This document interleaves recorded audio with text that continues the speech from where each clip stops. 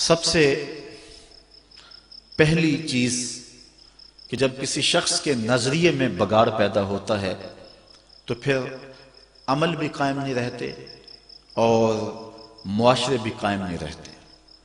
امت مسلمہ کے نظریات میں بگاڑ پیدا کرنے کے لیے جو کوششیں ہوئی ہیں ماضی میں، وہ ایک لمبی داستان ہے۔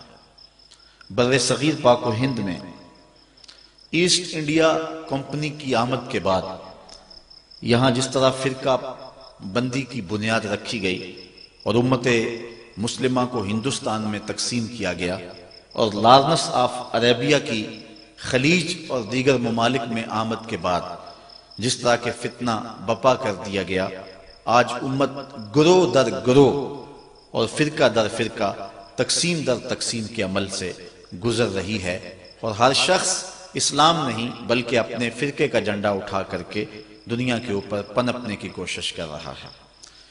اس حوالے سے ایک طویل اور لمبی بحث بھی ہو سکتی ہے، لیکن اصلاح عقیدہ کے عنوان سے میں دو چار باتیں عرض کر کے آپ سے اجازت چاہوں گا اور بات آگے بڑھا دوں گا۔ ایک عام آدمی تو پریشان ہے کہ میں جاؤں تو کدھر جاؤں۔ ایک آدمی کو کئی آدمی کھینچ رہے ہیں، کوئی کہہ رہا ہے میں سچا، کوئی کہہ رہا ہے میں سچا، اور ہر شخص دلائل دے رہا ہے، اور وہ شخص ایک عجیب مخمصے میں مبتلا ہے۔ کبھی آپ نے دیکھا ہو لاری اڈے پہ کہ سواری جب کسی جگہ پہ جانے کے لیے قدم رکھتی ہے تو کوئی اس کا سامان چھین کے لے جاتا ہے، کوئی کنڈکٹر اس کا بچہ چھین کے لے جاتا ہے، اور کوئی اس کو بازو سے پکڑ کے کسی جانب کھینچ رہا ہوتا ہے، اور بعض کا سواری پریشان ہوتی ہے اور وہ غصے میں آ کہتی ہے میں نے کہیں نہیں جانا، تو عجیب وہ مخمصے میں مبتلا ہوتی ہے کہ میں جو ہے وہ کس کے ساتھ جاؤں۔ آج کل فرقہ بازوں نے بھی یوں سلسلہ کیا ہوا ہے کہ وہ لوگوں کو پریشان کر رہے ہیں، اور بہت سارے لوگ ہیں کہ جو مذہب سے بیزار ہو جاتے ہیں، وہ کہتے ہیں سارے جھوٹے ہیں۔ گو ایک طبقہ ایسا بھی ہے جو کہتے ہیں کہ جی سارے سچے ہیں، حالانکہ یہ بھی درست نہیں ہے، یہ بات معقول نہیں ہے کہ سب سچے ہوں، اور یہ بھی درست نہیں ہے کہ سب جھوٹے ہوں۔ ہم نے خیر کو اور حق کو تلاش کرنا ہے، اور ہم نے ڈھونڈنا ہے کہ اچھائی اور خیر اور بھلائی کہاں ہے، اور ڈھونڈنے کے لیے آسان طریقہ ہے کہ ہم حضور علیہ السلام کے دور کو دیکھیں اور حضور کے زمانے کو دیکھیں۔ میرا ایک درویش سا دوست ہے، اس کو کسی نے پوچھا کہ جناب آپ کا مذہب کیا ہے، تو اس نے کہا کہ میرا وہی مذہب ہے جو میرے والدین کا مذہب تھا۔ تو اس نے مزید سوال کیا کہ آپ کے والدین کا مذہب کیا ہے؟ کہا وہی جو ان کے ابا و اجداد کا تھا۔ تو اس نے پھر تیسرا سوال کیا کہ اس کے ابا و اجداد کا مذہب کیا تھا؟ کہا وہی جو مدینے سے معین الدین چشتی اجمیری لے کر آئے تھے۔ یہ فرقے، یہ گروہ بعد میں بنے ہیں، جو مسلک، جو مذہب بزرگان دین لے کر آئے ہیں، جو حضرت داتا گنج بخش علی اجمیری لے کر کے آئے ہیں، جو حضرت عطائے رسول معین الاسلام حضرت معین الدین چشتی اجمیری دین لے کر کے آئے ہیں، وہ یہ موجودہ فرقوں والا دین نہیں تھا۔ ہم اس دین کو تلاش کریں کہ وہ دین کیا ہے، اور اس دین کی پیروی کریں، وہ سچا دین ہے اور وہ خالص دین ہے۔ یہ باقی فرقہ بندیاں، یہ گروہ، یہ بعد میں بنے ہیں۔ اس لیے اپنے بزرگوں کے دین کو نہ چھوڑیں۔ حضرت امیر ملت پیر سید جماعت علی شاہ رحمۃ اللہ تعالی علیہ فرمایا کرتے تھے لوگوں جوتے پرانے ہو جائیں تو بدل لو، لباس پرانا ہو جائے تو بدل لو، پگڑی پرانی ہو جائے تو بدل لو، لیکن عقیدہ پرانا ہی ٹھیک ہے، وہ نہ بدلنا۔ وہ جو بزرگوں کا آ رہا ہے، جو تسلسل کے ساتھ آ رہا ہے۔ اور ایک روایت میں علیکم بدین العجائز، تمہارے اوپر بوڑھی عورتوں کا دین ہے۔ حضرت ابو المعالی الجوینی نیشہ پور کے بہت بڑے بزرگ گزرے ہیں اور بہت بڑے عالم گزرے ہیں۔ جب آپ کا آخری وقت آیا تو آپ نے فرمایا کہ لوگوں تم گواہ بن جاؤ، میں عقائد اور نظریات کی لمبی بحث سے تنگ آ کر کے آنا اموتو علی عقیدت عجائز اہل نیسابور، میں نیساپور یعنی نیشہ پور کی بوڑھی عورتوں کے دین پہ مر رہا ہوں۔ تم اس بات پہ گواہ ہو جاؤ کہ نیشہ پور کی جو بوڑھی عورتیں ہیں میں ان کے دین پہ مر رہا ہوں، چونکہ جو ابا و اجداد کا دین ہے وہی سچا دین ہے، اور جو دین بعد میں بدلا جائے گا وہ یقیناً بدلی ہوئی ایک صورت ہوگی، وہ ایک نیا ایڈیشن ہوگا۔ اس لیے اپنے بزرگوں کے عقائد اور بزرگوں کے نظریات کو کبھی نہ چھوڑنا۔ علامہ اقبال، جن کو ترجمان حقیقت بھی کہتے ہیں، انہوں نے بڑی خوبصورت بات اس انداز میں کی، اجتہاد عالمان کم نظر اقتدا بر رفتگاں محفوظ تر۔ وہ کہتے ہیں کہ کم نظر علماء کے اجتہاد سے بہتر ہے کہ جو پہلے لوگ بزرگ گئے ہیں ان کی پیروی کی جائے۔ عقل آبایت ہوس فرسودہ نیست، کار پاکاں از غرض آلودہ نیست۔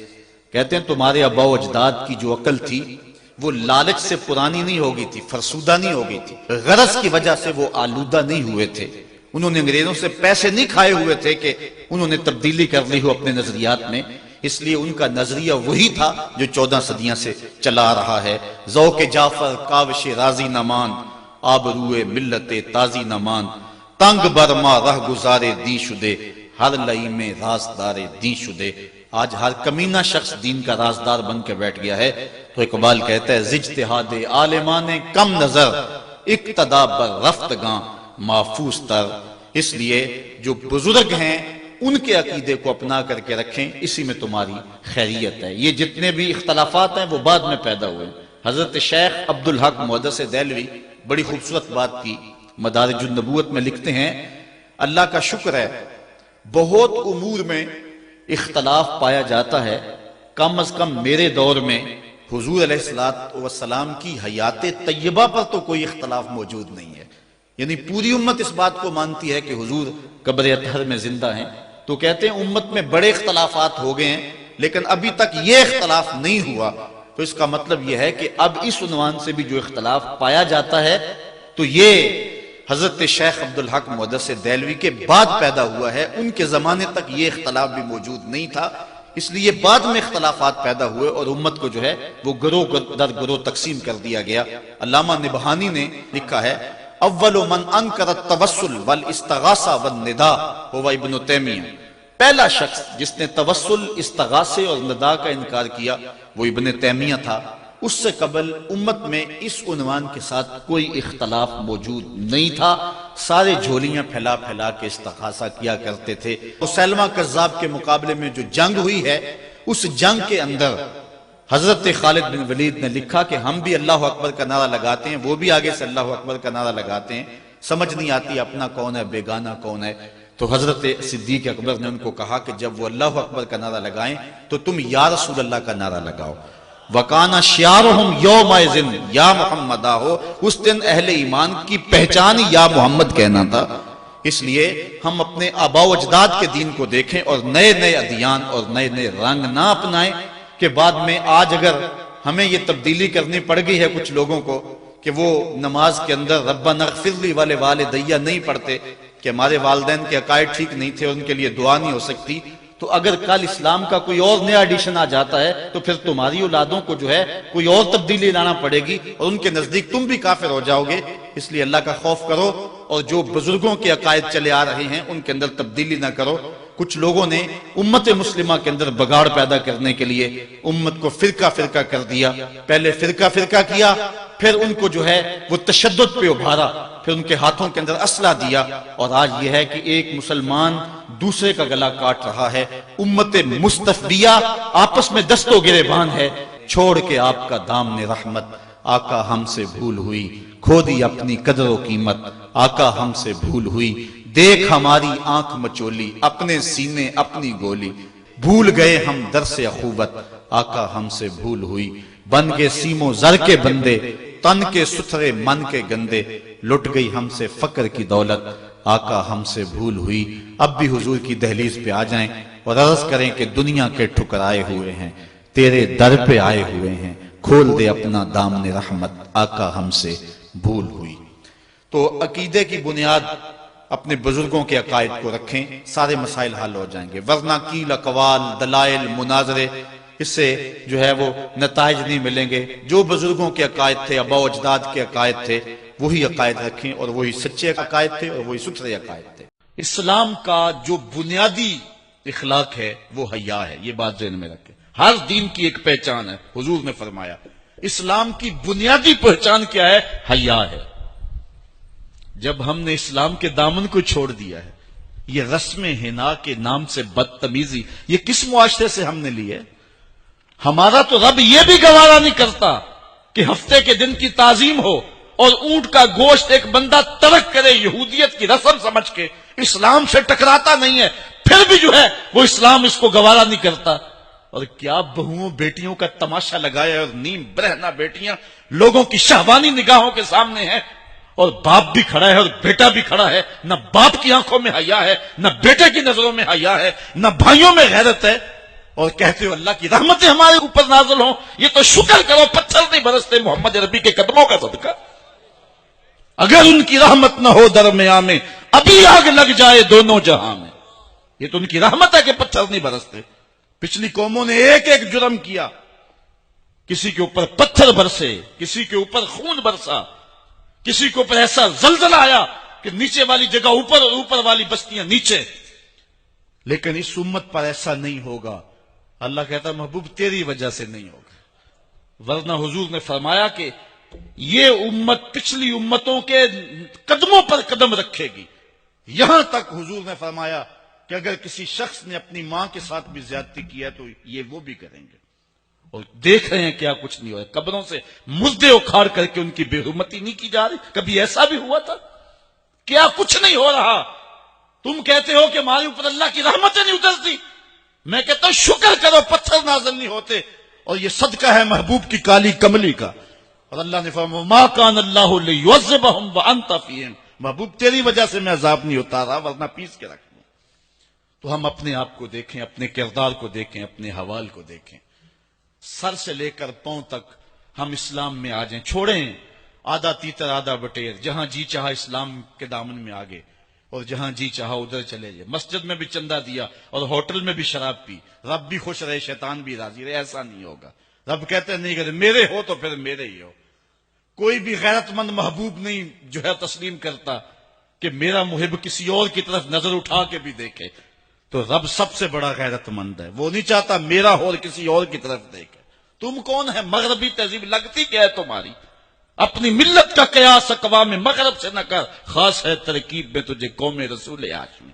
تم غیروں کی نکالیاں کرتے پھرتے ہو، تمہارے سامنے سیدہ عائشہ کی سیرت موجود نہیں ہے، تم مغرب کے ٹینوں بننے کی کوشش کرتی ہے میری بیٹی، تیرے سامنے محمد کی بیٹی فاطمہ کا نقشہ نہیں ہے؟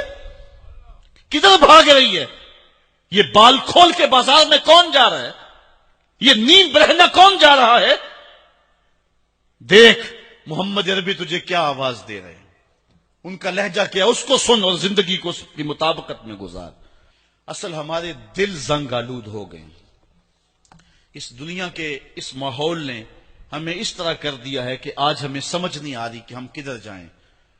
علماء فرماتے ہیں جب دل زنگ آلود ہو جائیں تو پاک لوگوں کی صحبت اختیار کرو، اور کثرت ذکر، حضور نے ارشاد فرمایا لکل شین سقالہ وسقالۃ القلوب ذکر اللہ، ہر شے کا زنگ اتارنے والی کوئی چیز ہے، دلوں کا زنگ لگ جائے تو اللہ کا ذکر کیا کرو، دلوں کا زنگ اتر جاتا۔